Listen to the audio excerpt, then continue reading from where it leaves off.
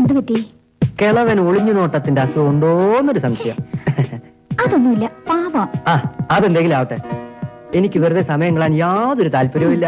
നമുക്കൊന്ന് ഔട്ടിങ്ങിന് പോയാലോ? Outing? First night ഇതുവരെ കഴിഞ്ഞിട്ടില്ല, അതിന് മുമ്പ് ഔട്ടിങ്.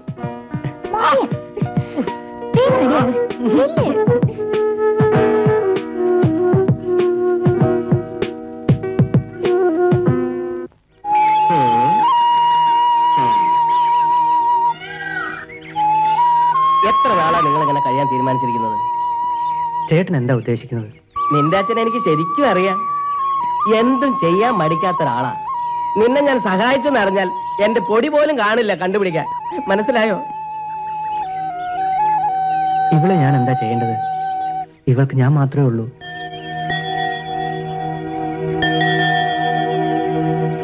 ഞാൻ നേരത്തെ പറഞ്ഞതുപോലെ ജെയിംസ് സാറിന്റെ ബംഗ്ലാവാ നിങ്ങൾക്ക് സേഫ്. അയാളൊന്ന് സോപ്പിട്ട് നിൽക്കണമെന്ന് മാത്രം. നമ്മൾ തമ്മിലുള്ള റിലേഷൻഷിപ്പ് അറിയാതെ നോക്കണം. അറിഞ്ഞാൽ പുറത്താകുന്നത് ഞാനായിരിക്കില്ല, നിങ്ങളായിരിക്കും. ആട്ടെ, എന്റെ കാശ് വല്ല നിൽക്കണ്ടോ?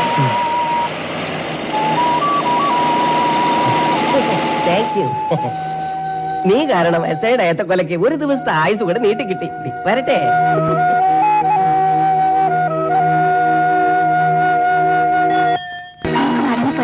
എങ്ങോട്ട്? ഞാൻ ഓർഫനേജിലേക്ക് പൊയ്ക്കോളാം. രഞ്ജി അച്ഛൻ്റെ അടുത്തേക്ക് പൊയ്ക്കോ. അങ്ങനെ ആയിരുന്നെങ്കിൽ ഇതിന്റെ ഒന്നും ആവശ്യമില്ലായിരുന്നല്ലോ. അവിടെ തന്നെ കഴിഞ്ഞാൽ മതിയായിരുന്നില്ലേ?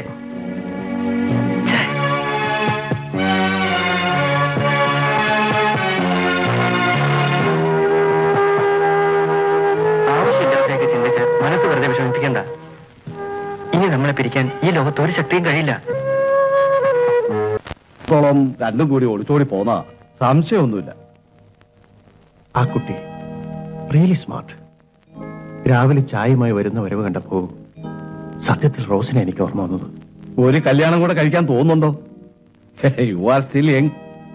തന്നെ എനിക്കറിയില്ല ജെയിംസേ, മനസ്സിലൊരു തീപ്പൊരി വീണ് കഴിഞ്ഞു.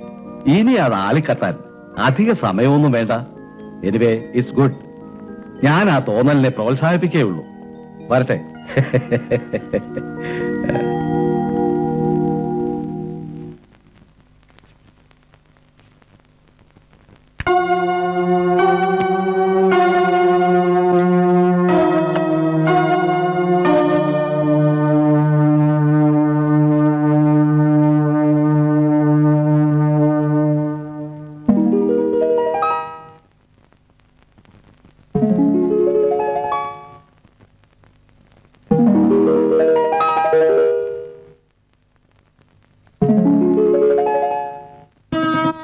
എനിക്കെന്തെങ്കിലും സംഭവിച്ച ഇച്ചായും വേറെ മിന്നു കിട്ടൂ. എന്താ റോസ്, കല്യാണം കഴിഞ്ഞിട്ട് 4 ദിവസമല്ലേ ഉള്ളൂ. അതിനിടയില് ഇപ്പൊ എന്തിനാ നിനക്ക് എന്തെങ്കിലും സംഭവിക്കുന്നത്? ഇല്ല ചായ, വെറുതെ ഒരു തോന്നൽ. നമ്മളെ കർത്താവ് അധികകാലം ഒരുമിച്ച് ജീവിപ്പിക്കത്തില്ലെന്ന്. കർത്താവിന് നിരക്കാത്തതല്ലേ ഞാൻ ചെയ്തത്. കർത്താവിന്റെ മണവാട്ടിയാവാൻ പോയ ഞാൻ. അങ്ങനെയാണെങ്കിൽ നിന്റെ വഴിതെറ്റിച്ച് എങ്ങനെ ദൈവം ശിക്ഷിക്കൂ? ഞാനല്ലേ നിന്നെ നിർബന്ധിച്ച് നിന്റെ വീട്ടുകാരും പള്ളിക്കാരും പിണക്കി. എനിക്കൊന്ന് പള്ളിയിൽ പോകണം, പ്രാർത്ഥിക്കണം. ഓർക്കാൻ പറ്റുന്ന തെറ്റാ ഞാൻ ചെയ്തതെങ്കിൽ മാപ്പ് തരാൻ ദൈവത്തോട് അപേക്ഷിക്കണം. നമുക്ക് നാളെ തന്നെ പള്ളി പോവാം. കന്യാസ്ത്രീയാകാൻ പോയി നിന്നെ വഴിതെറ്റിച്ചതിന് എന്നെ ശിക്ഷിക്കട്ടെ ദൈവം. നിന്നെ വെറുതെ വിടാൻ ഞാൻ പ്രാർത്ഥിക്കാം.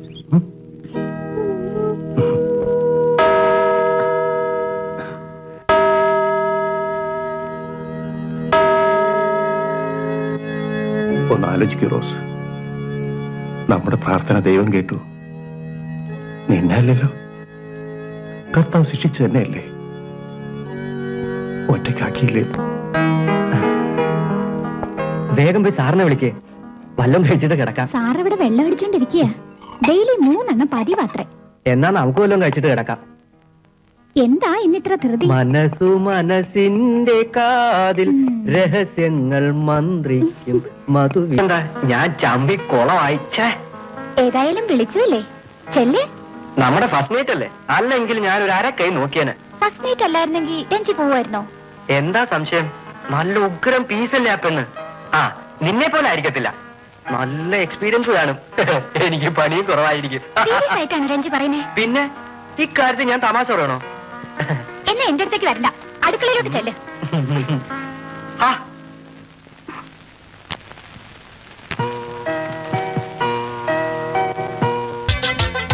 रामपूर्वासन्ध्या प्रवर्तते उत्तिष्ठ नरशार्दूल कर्तव्यं दैवमान्तिकम् कौसल्या सुप्रजा रामपूर्वासन्ध्या प्रवर्तते उत्तिष्ठ नरशार्दूल कर्तव्यं दैवमान्तिकम्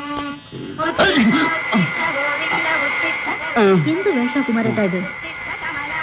ഇന്ന് വെജിറ്റേറിയൻ ഫുഡാ പ്രിപ്പയർ ചെയ്യുന്നതേ. ഇപ്പൊ പൂജ കഴിഞ്ഞിട്ടേ ഞാൻ ചെയ്യാറുള്ളൂ. അല്ല കുമാരേട്ടാ, നീന കുഞ്ഞിനെ എന്നിങ്ങോട്ട് കണ്ടില്ലല്ലോ. അപ്പ ഞാൻ ഊഹിച്ചത് ശരി തന്നെയായിരിക്കും. കുമാരേട്ടൻ എന്താ ഊഹിച്ചേ? നീന കുഞ്ഞിങ്ങോട്ട് വന്നില്ല എന്ന് ഞാൻ ഊഹിച്ചു. അയ്യേ, വലിയ ഊഹക്കാരൻ. ആ? ചേട്ടന്റെ പണി നോക്ക്. ഓ. ആ ചെറുക്കന്റെയും പെണ്ണിന്റെ സ്വഭാവം അത്ര ശരിയല്ല. അതെന്താ? അവരെ ഇതിൽ ഒരുമിച്ചാ കിടന്നു. അതിന് പ്രായമായ പെണ്ണും ചെറുക്കനും അങ്ങനെ കിടക്കാൻ പാടില്ല. മഹാവൃത്തി.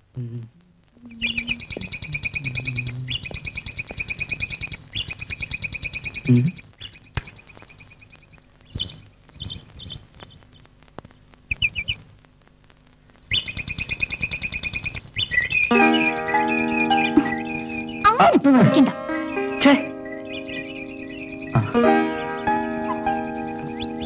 സാർ ആ വീടിന്റെ കാര്യം അന്വേഷിച്ചോ? വീടോ? ഏത് വീട്? ഞങ്ങൾക്ക് താമസിക്കാൻ സാർ ഒരു വീട് ശരിയാക്കി തരാന്ന് പറഞ്ഞില്ലേ? അത് ശരി. എന്താ എന്റെ പ്രസൻസ് നിങ്ങൾക്കൊരു ഡിസ്റ്റർബൻസ് ആകുന്നുണ്ടോ? അയ്യോ അതല്ല സാർ, സാറിന് ഞങ്ങളൊരു ഏയ്, എനിക്കൊരു ബുദ്ധിമുട്ടില്ല. നിങ്ങൾക്ക് ഇഷ്ടമുള്ളത്ര ദിവസം ഇവിടെ താമസിക്കാം. അത് ശരിയാവില്ല സാർ. കൂടുതൽ അടുത്തു കഴിഞ്ഞാൽ സാറ് ഞങ്ങളൊരു ശല്യമാവും. അപ്പോ സാറിന് ഞങ്ങളോട് പോകാൻ പറയാൻ പറ്റില്ല. ഇന്നലെ രാവിലെ മുതൽ ഞാൻ ആലോചിക്കുകയായിരുന്നു. നിങ്ങളുടെ ബാക്ക്ഗ്രൗണ്ട് ഒന്നും എനിക്കറിയില്ല, പക്ഷെ എന്തോ നിങ്ങൾ എനിക്ക് ഇഷ്ടമായി. പിന്നെ ഇതിൽ അഭിമാനത്തിന്റെ പ്രശ്നം തോന്നേണ്ട കാര്യമില്ല. വാടക തന്ന് താമസിക്കുന്നു കരുതിയാൽ മതി. വേണമെങ്കിൽ നിങ്ങൾ എനിക്ക് പേ ചെയ്തോളൂ. നോക്കണ്ട, ഇന്ന് മുതൽ നിങ്ങൾ എന്റെ പേയിങ് ഗസ്റ്റ് ആണ്. ഇത് ഓടിക്കറിയാമെങ്കിൽ കാറോടെ പൊക്കായിരുന്നു. വെൽഡ് ചെയ്ത് വെച്ചേക്കുന്ന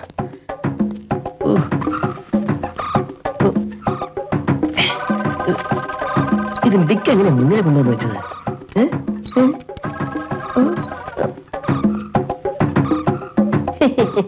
കാറോടെ പൊക്കം തോന്നുന്നല്ലോ.